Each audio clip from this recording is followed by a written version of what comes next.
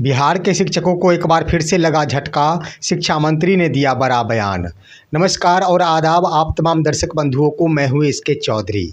दोस्तों, इन दिनों बिहार के तमाम शिक्षकों को झटके पे झटका ही दिया जा रहा है। चाहे वो बिंदु कोई भी क्यों न हो, तमाम कोटियों के शिक्षकों के साथ सिर्फ ब सिर्फ झटके देने की तैयारी शिक्षा विभाग द्वारा की जाती है और हर सुबह एक नया झटका देते हुए शिक्षकों को निराश कर दिया जाता है।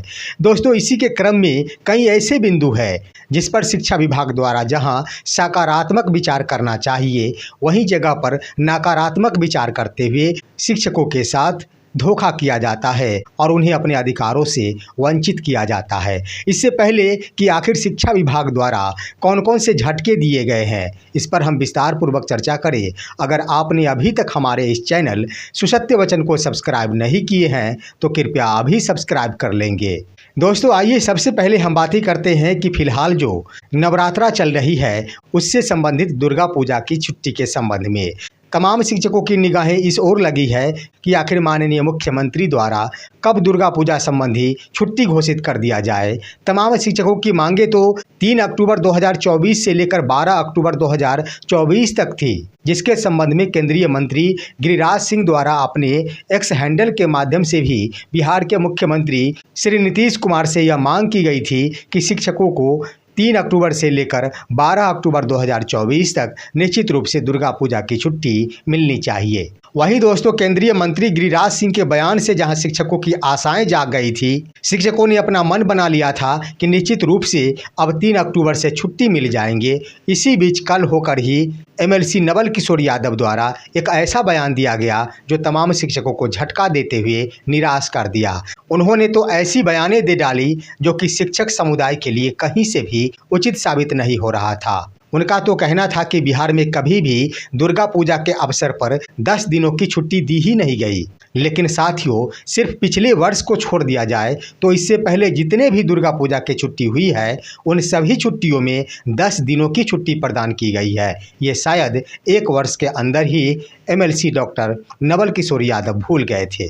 वहीं दोस्तों, जब नवल किशोर यादव द्वारा एक झटका दिया गया, इसी बीच एक और पत्र जारी किया गया और वह पत्र जारी किया गया राज्य शिक्षा शोध एवं प्रशिक्षण परिषद की ओर से, जिसमें इस बात का उल्लेख किया गया कि बिहार के तमाम कोटियों के शिक्षकों का 7 अक्टूबर 2024 से लेकर 12 अक्टूबर 2024 तक 6 दिवसीय एफएलएन प्रशिक्षण निर्धारित है। तत्काल प्रभाव से उस प्रशिक्षण को स्थगित किया जाता है। साथ ही साथ उस पत्र में इस बात का भी उल्लेख किया गया कि प्रशिक्षण संस्थान 7 अक्टूबर से लेकर 9 अक्टूबर तक व्यय संबंधी कार्य को पूरा करेंगे।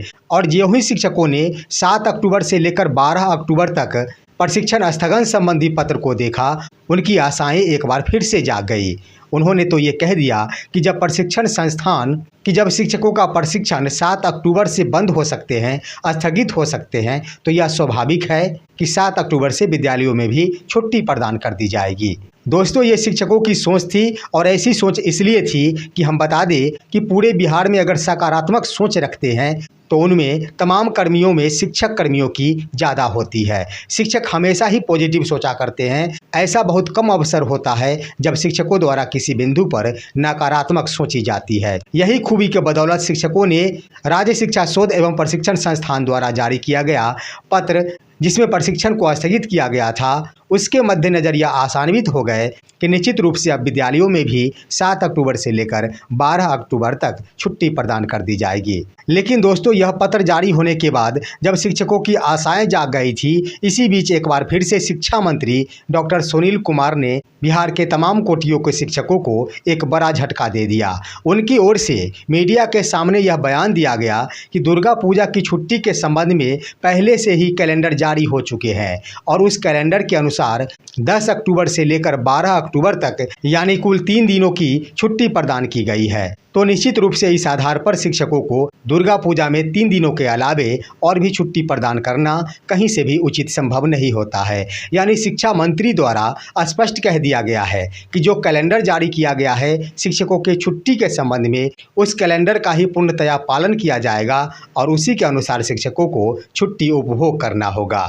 लेकिन दोस्तों, यह बयान आते ही एक बार फिर से शिक्षकों में मायूसी छा गई और शिक्षक पूर्ण रूप से आश्वस्त हो गए कि अब दुर्गा पूजा की छुट्टी 3 दिनों से ज़्यादा नहीं दी जा सकती, जो कि कैलेंडर के अनुसार 10 अक्टूबर से लेकर 12 अक्टूबर 2024 तक निर्धारित की गई है। अब आइए दोस्तों, झटके के मामले में अन्य भी झटके दिए गए हैं बिहार के शिक्षकों को, और शिक्षकों के अंतर्गत मुख्य रूप से सक्षमता उत्तीर्ण शिक्षकों के साथ हुआ है, जहां शिक्षा मंत्री एक बयान दिए हैं कि हमने ट्रांसफर पोस्टिंग नीति पर अपनी स्वीकृति प्रदान कर दी है। अब इस पर कैबिनेट के मोहर की आवश्यकता नहीं है और हम अपनी सहमति जताते हुए इसे मुख्यमंत्री के पास भेज दिए हैं। दोस्तों, यहाँ पर एक बार फिर से शिक्षकों को झटका दिया गया है। एक तरफ जहाँ शिक्षा विभाग द्वारा यह बयानें दी जाती है कि इस पर कैबिनेट की मोहर की आवश्यकता नहीं है, सिर्फ व सिर्फ नोटिफिकेशन के माध्यम से इसे लागू किया जा सकता है और उस नोटिफिकेशन के आधार पर शिक्षकों का पदस्थापन एवं स्थानांतरण शुरू कर दी जाएगी।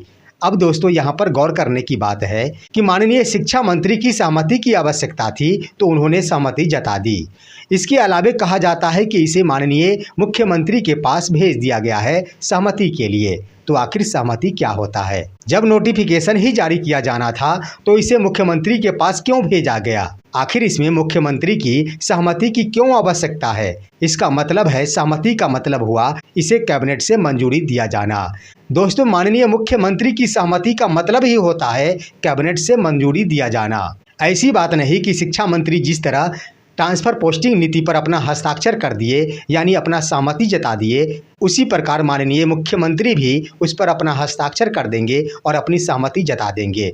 मुख्यमंत्री स्तर से इसे कैबिनेट के अंदर ही सहमति प्रदान की जाती है और उसे कैबिनेट से स्वीकृति मिलने के बाद ही हूबहू लागू किया जा सकता है। ये अलग की बात है कि अगर सिर्फ सक्षमता उत्तीर्ण शिक्षकों के संबंध में शिक्षा विभाग कोई अलग से नोटिफिकेशन जारी करती है तो वह कोई दूसरी बात होगी, लेकिन स्थानांतरण एवं पदस्थापन के साथ साथ अनुकंपा से बहाली संबंधी यह नीति है जिस पर कैबिनेट का मोहर लगना जरूरी है।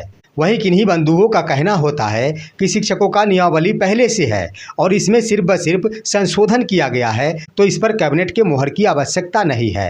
तो दोस्तों, नियोजित शिक्षकों के लिए मान लिया कि इनका नियमावली पूर्व से है, इनके ट्रांसफर का भी प्रावधान है उस नियमावली में, लेकिन हम कहना चाहते हैं कि बीपीएससी शिक्षकों से संबंधित भी ट्रांसफर के मुद्दे शामिल है इस ट्रांसफर पोस्टिंग नीति में।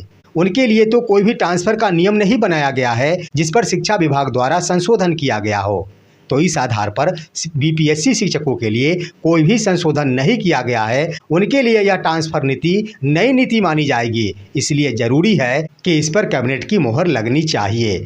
तो दोस्तों, एक बार फिर से शिक्षा मंत्री द्वारा शिक्षकों को झटका दिया गया है कि हमने अपनी सहमति जता दी है और सिर्फ व सिर्फ नोटिफिकेशन के माध्यम से ही इसे हूबहू लागू कर दिया जाएगा।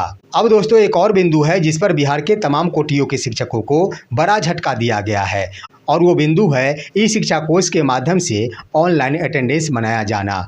जैसा कि पूर्व में ही एक पत्र जारी किया जा चुका है कि शिक्षकों का वेतन 1 अक्टूबर से ऑनलाइन माध्यम से बनाए गए अटेंडेंस के आधार पर ही भुगतान किया जाएगा।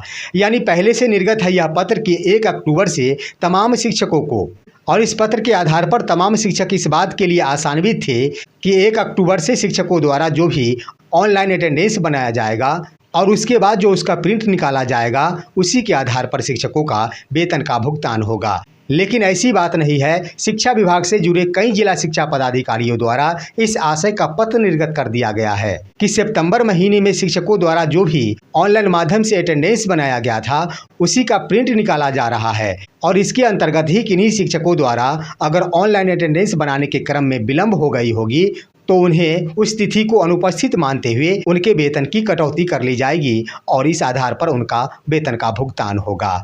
यानी एक तरफ आप सभी अवगत हैं दोस्तों कि ई शिक्षा कोष ऐप अभी तक पूर्ण रूपेण सही से काम करना शुरू नहीं किया है। जहां तक सितंबर महीने की बातें कर ली जाए तो सितंबर महीने में और भी ज़्यादा यह ऐप समस्या उत्पन्न कर रही थी, जिसके कारण कभी शिक्षकों को पेड़ के ऊपर जाकर अपना अटेंडेंस बनाना पड़ता था तो शिक्षकों को छत पर जाकर अपना अटेंडेंस बनाना पड़ता था। और एक तरफ जहां ई शिक्षा कोष ऐप काम नहीं किया जिसके कारण शिक्षकों को अटेंडेंस बनाने में विलंब हो गई, तो अब ये बातें कही जा रही है कि जो भी प्रिंट निकाला जाएगा उसमें अगर विलंब हुआ है तो उस तिथि को शिक्षक को अनुपस्थित मान लिया जाएगा। यानी यहाँ भी शिक्षकों को झटका दिया गया है और इस बार की यह नवरात्रा शिक्षकों के लिए झटकों के साथ ही संपन्न हो रही है। निश्चित रूप से पावन महीने में शिक्षा विभाग को चाहिए था कि तमाम कोटियों के शिक्षकों को कम से कम ऐसा खुशी दे जिसके आधार पर शिक्षकों को इस पावन अवसर पर यह महसूस हो सके कि निश्चित रूप से यह पावन माह तमाम शिक्षकों के लिए एक बड़ी खुशखबरी लाई है।